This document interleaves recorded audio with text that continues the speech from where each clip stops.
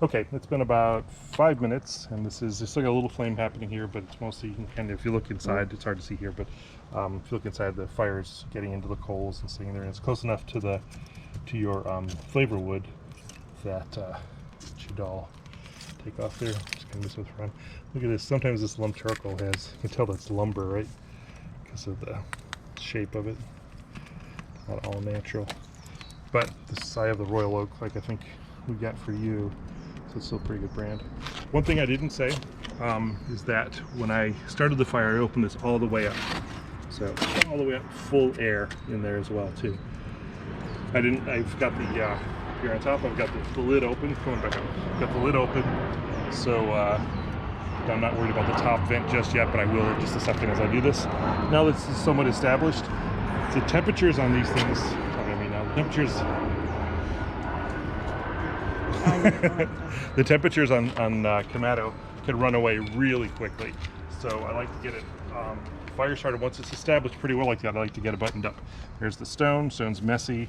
You can clean it off if you want. It doesn't matter. It'll be messy in about 10 more minutes. Put that over on its supports. And then I'll get the top back on this. Notice too, this is a very white smoke.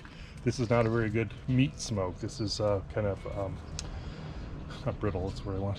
Bitter, and if you were to put your meat on right away, you don't want that smoke in there. You want kind of more of a blue smoke or a very light smoke as it's going.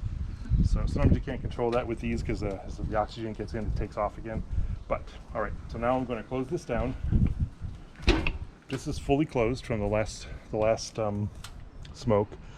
These things are not really good with rain getting on them, so rain will come in there. Rain will also wrap around and get into the ash catcher down there if you leave it open without its top on. So I'm just going to pull this open. You can see now that's allowing the full flow of air the whole way through, and I clamp it way down, believe it or not.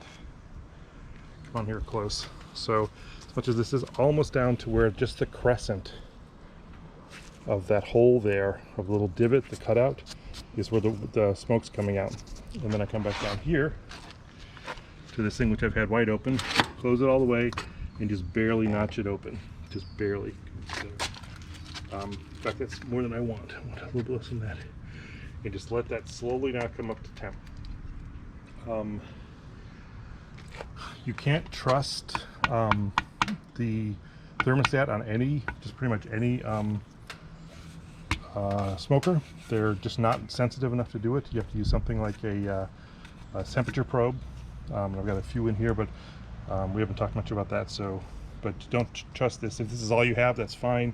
But it's better to have a temperature probe in here. See, also I've still got all this same white smoke while it's kind of establishing, the fire's establishing itself.